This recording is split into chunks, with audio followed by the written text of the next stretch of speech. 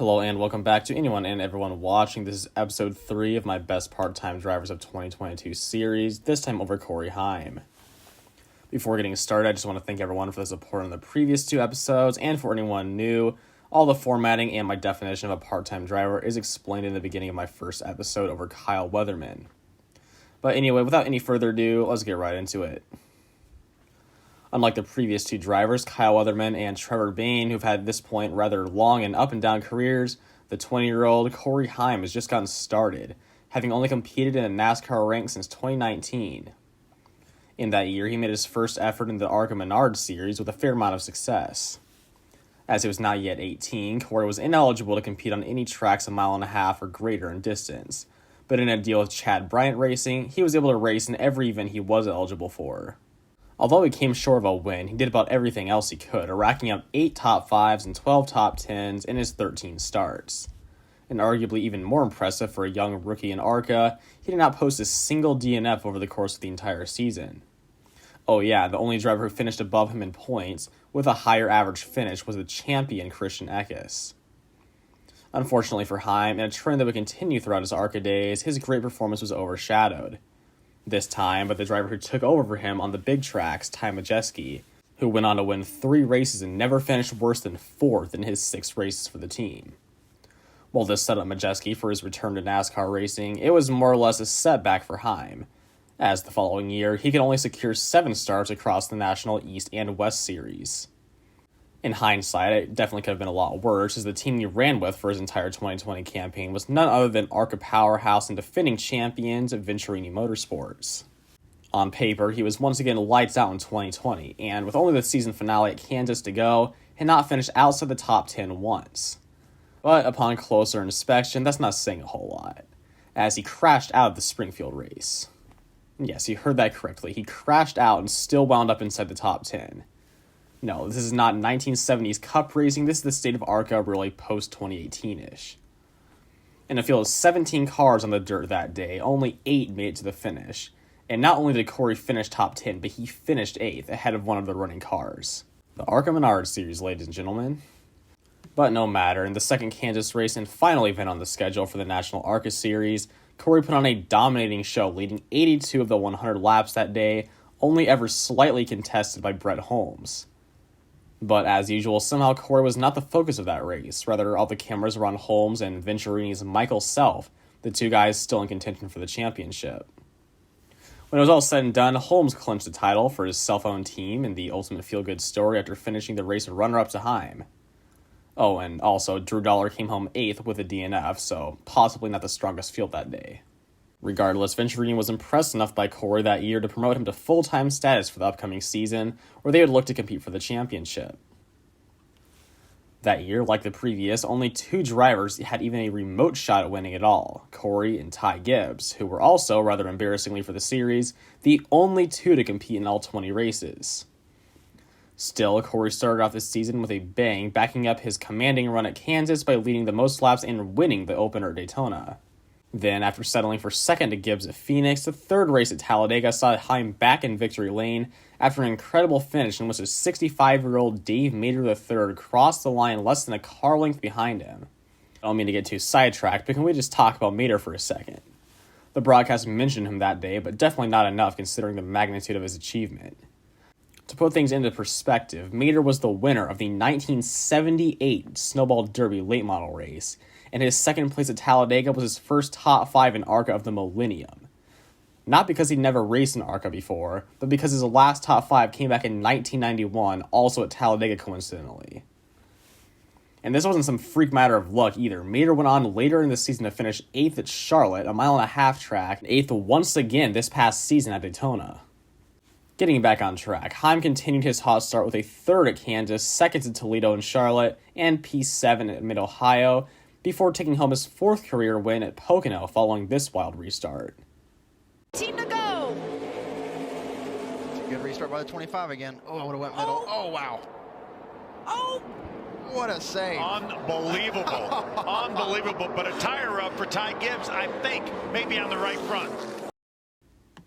Entering the 9th race of the season at Elko Speedway, Heim held a close lead in the standings over Gibbs. But soon, the rivalry wouldn't just be made up by hard racing, but would instead turn personal. In the Menards 250 at Elko, which I personally attended, not much happened out of the usual for an ARCA race up until the closing laps. Out of the 17-car field, the starting parkers were Owen Smith, Dick Doheny, and the ARCA legends Brad Smith and Wayne Peterson, leaving the other 13 to do battle for 250 laps on a 3/8 of a mile short track.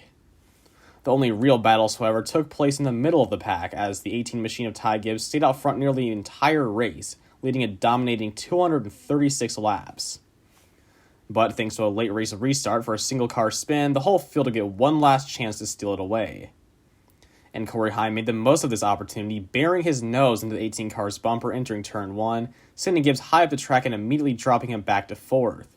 With only 3 laps to go and with passes very hard to come by at Elko, Heim picked up the win while Gibbs remained in the 4th position. Let's just say Ty would not forget that one. After a few uneventful weeks, the opportunity for payback came strong at Winchester, as after dang near 70 laps of playing follow the leader to Heim, never trailing off more than half a second behind, with 3 laps to go and closer than ever to Heim's bumper, Ty Gibbs lost his patience and paid him the same respect he received at Elko, except this time the 20 car went spinning around and brought out the final caution. With Heim then restarting back in the 3rd row, this is 2020 ARCA guys, after a 70-lap green flag run, there's only going to be about 5 cars left on the lead lap, Gibbs would take the lead and never look back. Heim struggled to make his way by the much slower cars around him and never had another shot at Gibbs, giving Gibbs both the win and his fair revenge. With that out of the way, Corey rebounded the next race at Watkins Glen with a very impressive win over the likes of Austin Hill, Carson Hocevar, Riley Herbst, and Brandon Jones. The next 2 races saw Heim and Gibbs swap the winner and runner-up positions yet again, with Gibbs taking the win at Michigan and Heim coming out on top at Springfield.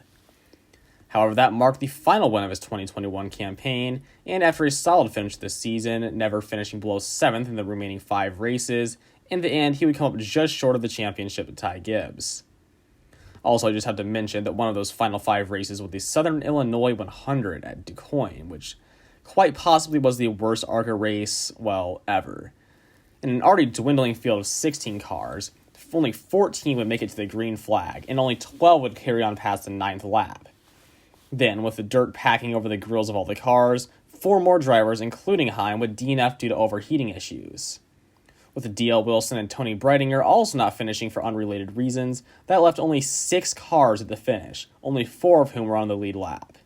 An absolute crapshoot to say the least.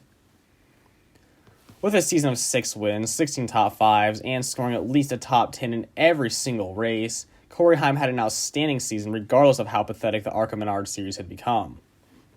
But once again, it was overshadowed as Ty Gibbs brought home not only the championship, but 10 wins, 19 top 5s, and 19 top 10s. The only race Ty finished worse than 4th was when he wrecked out at Talladega. He basically made it look like he was playing NASCAR Heat 5 career mode on easy difficulty. Still, with his connections to Toyota from Venturini, Corey Heim was tapped midway through the 2021 season to make 3 starts for Kyle Busch Motorsports in the Truck Series. He didn't have a noteworthy finish in any of them, scoring a best of 11th at Martinsville, but in his debut at Darlington, he actually finished 2nd in the 2nd stage, and on a restart with 30 to go, was on the inside of row 1 before this happened. Nemechek and Corey Heim on that front row for the restart.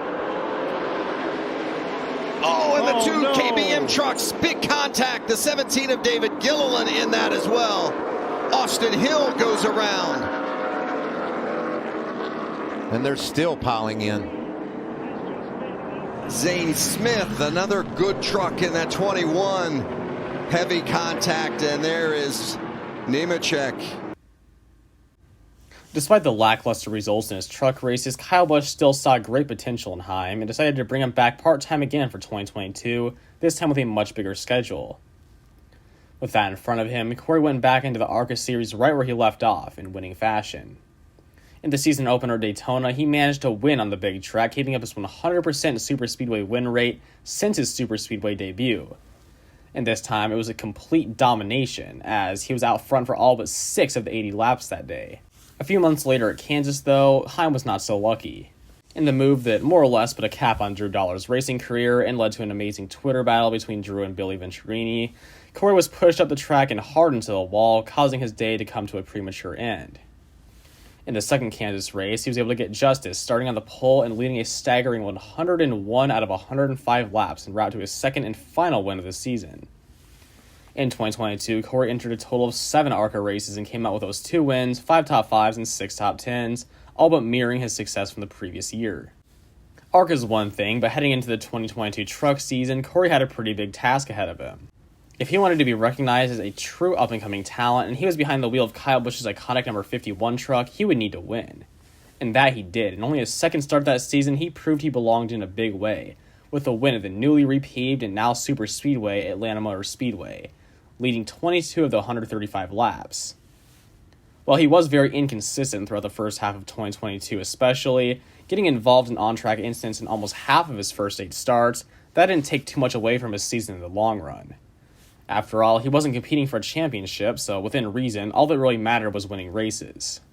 In the 11th race of the truck schedule at Gateway, Corey would pick up his first ever pole position, but would fall out of the lead early on. However, after a long and caution-filled afternoon, Corey stayed out of trouble and, after hanging strong inside the top 5 for the majority of the race, wound up in 3rd place with 3 laps to go. On the restart, both of the drivers who were running ahead of him, Christian Eckes and Derek Kraus, chose to line up on the outside line, while Heim smartly took the open spot on the inside line. When the green flag dropped, thanks both to a huge push from his teammate Chandler Smith and the outside completely failing to get going, Heim quickly inherited the top spot. But before even entering turn 1, it was almost all over due to an extremely risky block on Smith. Somehow they both straightened it out and kept it clean, with Heim clearing Smith and pulling away with the lead. Then on the final lap, with a fairly comfortable gap between himself and Eckes, the caution would come out once again, ending the race with Heim in the top spot. The reason for that caution was for a wreck between the 42 truck of Carson Hocevar and the 5 of Tyler Hill, where Hocevar bore a significant hit to his driver's side door panel that would break his ankle. Although his win at Gateway would turn out to be his second and final of 2022, in the second half of his season he regained much of the consistency that he showed in his ARCA days, scoring 4 top 5s and 7 top 10s over the remainder of his season. In fact, in his 16 total starts, his first and second halves were night and day. As in his first 8 starts, which by the way included both of his wins, his average finish was a 19.5, while in his final 8 starts, it was an 8.6. So yeah, big difference. And although, as I said before, this year all that mattered to his team was the wins column, he showed as he got more experience that he could take care of his equipment pretty well. Unfortunately, though, we will not get to see what he could have been able to do with a full season with KBM, because as most of you already know, they will be switching manufacturers to Chevrolet next season due to Kyle Busch's move from Joe Gibbs Racing to Richard Childress Racing in the Cup Series. And because Corey Heim is still under contract as a Toyota driver, he is no longer eligible to race for them. Thankfully, the new top Toyota team, the former David Gilliland Racing, now Tricon Garage, signed Corey to their team late in the year to compete full-time in their number 11 truck come 2023. I expect him to become an instant championship contender next season with at least a couple more wins and a deep run in the playoffs. Having seen him progress as a driver over the past few years, at this point I do believe Corey Heim is, besides Ty Gibbs, the top Toyota development driver, and if all continues on his current trajectory, I can definitely see him winning races for Joe Gibbs Racing or 2311 Racing one day in the Cup Series. Or he might decide to go on a different route like many Toyota drivers before him, such as Eric Jones or Daniel Suarez, but regardless of what's ahead of him, his 2022 season was one of the best in all of NASCAR, and in my opinion came in at 3rd overall. That is all for my 3rd episode of my Best Part-Time Drivers of 2022 series. If you did enjoy this video, make sure to hit that like button and subscribe because you won't want to miss out on the next 3. Also, make sure to tune into my weekly silly season news segments where I discuss all the driver and team announcements for every team and driver, big and small, every single week. But that's all I gotta say, so until next time, peace out.